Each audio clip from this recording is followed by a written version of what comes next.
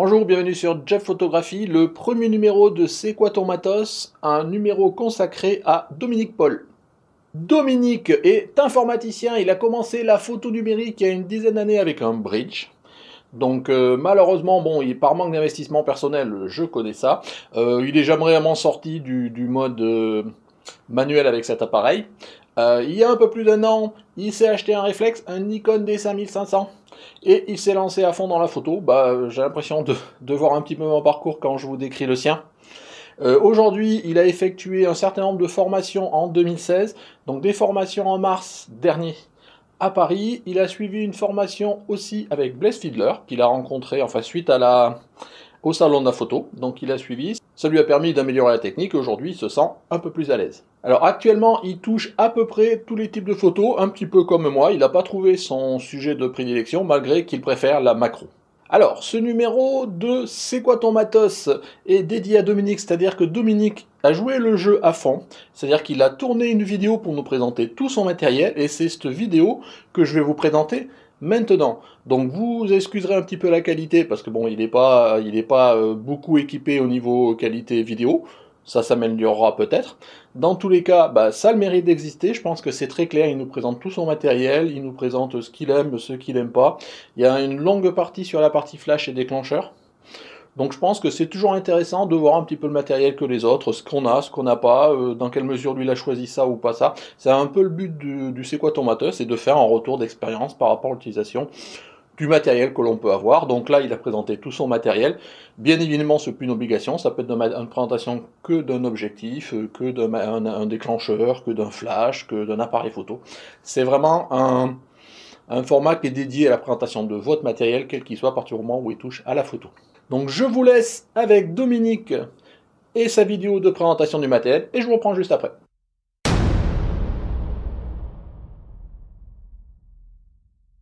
Bonjour, alors pour faire cette petite présentation de mon matériel, déjà le sac c'est donc un sac, un Loft Pro, un 400 AW.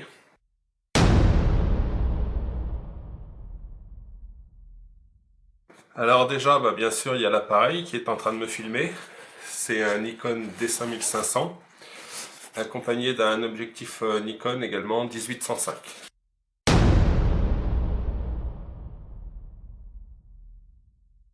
Alors j'ai une sangle épaule. Donc une sangle épaule. La sangle épaule, c'est très pratique parce que contrairement à la sangle tour du cou, c'est beaucoup plus facile à porter l'appareil. Ça tire un peu moins sur le cou.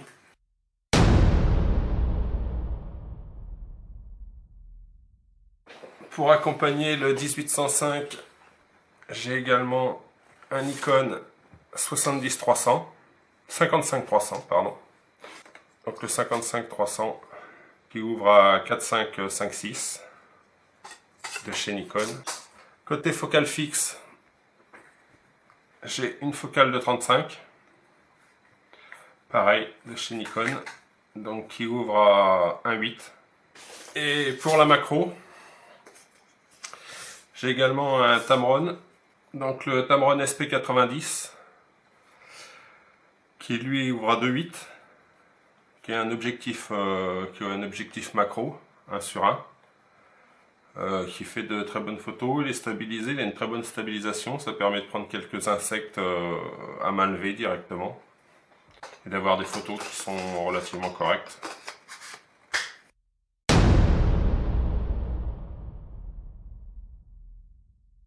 Alors également pour la macro, pour grossir un peu plus, j'ai quelques bagues à longe. C'est des bagues à longe donc de la marque Meike. Donc les bagues à longe, c'est des bagues qui permettent d'éloigner l'objectif du capteur et d'ainsi augmenter le facteur de grossissement. Alors l'avantage de ces bagues à longe, c'est que il y a des contacts qui permettent de toujours avoir l'utilisation à la fois de l'autofocus et du réglage de l'ouverture.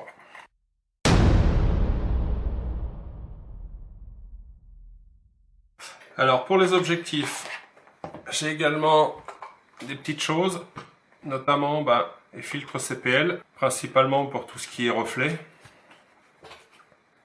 Donc filtre CPL, j'en ai deux, un de 58, un de 67, afin de s'adapter sur mes objectifs. J'ai également un filtre de densité neutre variable, donc qui me permet de faire des poses longues.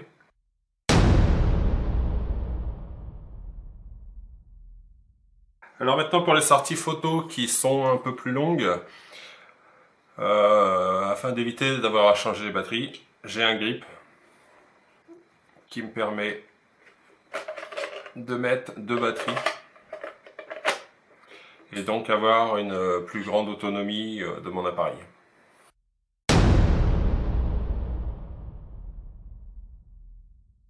Alors les flashs, ça c'est mon premier flash que j'avais acheté. Au début on n'avait pas trop cher, donc c'était un Triopo, un TR982, c'est un flash ITTL. Il est pas mal, il me convenait bien au départ. Par contre, par la suite, j'ai eu l'occasion de racheter un second flash qui est le Yongnuo YN685. Et là on voit que vraiment il y a une différence de gamme. Ça n'a plus rien à voir. Alors là, celui-là est vraiment excellent. Le rechargement est beaucoup plus rapide. Le flash répond beaucoup mieux. Pour ces flashs, j'ai également deux petits diffuseurs. Donc bien pratique, mais bon, c'est vraiment quand on a le flash sur l'appareil, ça permet d'adoucir un peu la lumière.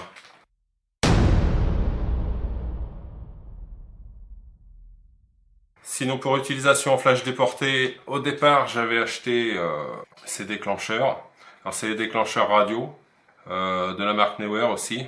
Bon, ils valent ce qu'ils valent, mais c'est vraiment juste le déclenchement pur et dur du flash. Il n'y a pas de transmission d'informations, c'est juste du déclenchement à distance. Donc là il y a un émetteur, un récepteur. Ce qui est intéressant surtout, c'est que celui-ci on peut le connecter directement sur l'appareil et en fait cette partie là peut servir de télécommande d'appareil. Sinon après avoir acheté, en ayant acheté ce flash, comme je voulais me lancer vraiment dans tout ce qui est au flash, j'ai racheté d'autres déclencheurs qui sont nettement mieux. Donc là c'est les déclencheurs Yongnuo, donc YN622N pour Nikon. C'est des déclencheurs qui sont ITTL. Alors ce déclencheur il fait à la fois transmetteur et récepteur, tout dépend où il est positionné. Alors ce déclencheur, je l'utilise principalement avec en tant que récepteur, avec mon déclencheur Yongnuo également, YN622N TX.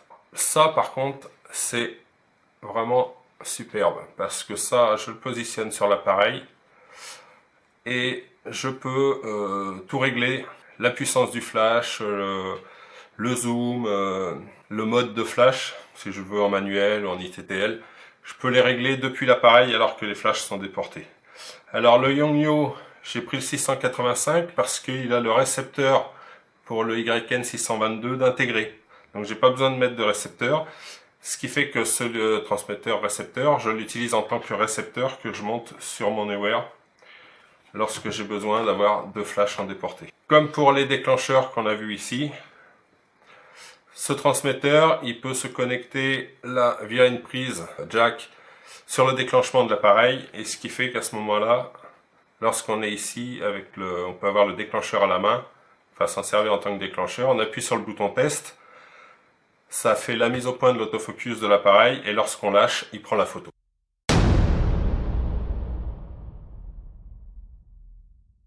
Alors dans les flashs, bien entendu, tout le monde connaît, c'est les Pilenelope Pro. Donc là c'est des Panasonic. Alors ça marche du tonnerre aussi dans les flashs. Et merci, et puis à une prochaine. Donc voilà, vous avez pu voir la vidéo de Dominique avec sa présentation de matériel. Bon alors je l'ai un petit peu monté pour essayer de réduire un petit peu les temps morts, ce genre de choses, mais c'est Dominique qui a tout filmé lui-même. Ce que me disait Dominique, c'est que il pense préparer de nouveaux numéros de C'est quoi ton matos pour peut-être revenir plus en détail sur l'utilisation des déclencheurs YN522 et le 522TX aussi, et de façon générale peut-être plus sur l'utilisation des flashs, parce que comme il m'a dit, Il a pas mal galéré au début pour comprendre un petit peu comment ça fonctionnait. Bah, il se proposait peut-être de revenir en nous expliquant un petit peu la technique, ce qu'il a appris, les avantages et les inconvénients. Et puis voilà, donc pourquoi pas partager au sein de cette chaîne, c'est bien son but. Que ce soit moi qui partage mon expérience, mais pourquoi pas vous qui partagez votre expérience en fonction des autres. Je vous dis, c'est vraiment le but, passion, partage, plaisir, je vous le rappelle, les 3 P. Donc voilà, donc merci Dominique pour avoir participé à ce premier C'est quoi ton matos. Dans tous les cas, il y en aura sûrement d'autres de par Dominique. Je fais un appel à vous-même pour commencer à réfléchir à me soumettre éventuellement votre matériel. Ce qui serait bien, contrairement au C'est quoi ton coin, c'est si un peu sur le même principe de Dominique, vous pouviez me faire, voilà, vous filmer un petit peu votre matériel. Alors là, Dominique avait tout fait son matériel, mais vous, ça pourrait être que ce que je disais, qu'un accessoire, un objectif, un appareil photo. Si vous pouviez le filmer, ça peut être intéressant. Vous n'êtes pas obligé de vous montrer. Dominique s'est pas montré. Voilà, si vous n'avez pas envie de passer devant la caméra, pas de souci. Dans tous les cas, je suis là pour animer tout ça, pour faire le montage, donc vous en faites pas. Essayez d'avoir une bonne qualité d'image et une bonne qualité de son. Et voilà, allez-y, je retranscrirai ce que vous m'avrez soumis. Je vous mettrai dans la description les modalités pour me donner tous vos éléments et participer à un C'est quoi ton matos. Donc ça sera sûrement un peu sur le principe du C'est quoi ton coin, un fichier texte dans lequel vous remplissez, un peu vous présentez, vos motivations, votre parcours, ce que vous aimez en photo et autres. Et derrière, la présentation de votre matériel, ça peut être un fichier audio, je préférerais éventuellement vraiment un fichier vidéo, ça peut être intéressant. Ou sinon, en tous les cas, vous m'écrivez le texte de quel est votre matériel, et éventuellement, mais il faut que ce soit assez conséquent pour pouvoir, meubler quelques minutes quand même autour d'un appareil avec votre avis, avantages, inconvénients ou autre. C'est pour ça que le format vidéo est plus sympa. Donc voilà, dans tous les cas, je vous mettrai en description un fichier qui vous présente toutes les modalités, les liens de téléchargement, tout ça. Un peu comme pour le principe de ces cantons. Je remercie encore Dominique, voilà, j'essaie de faire ça rapide. Le lien vers le groupe Facebook, le lien vers le tipeur si vous voulez soutenir la chaîne.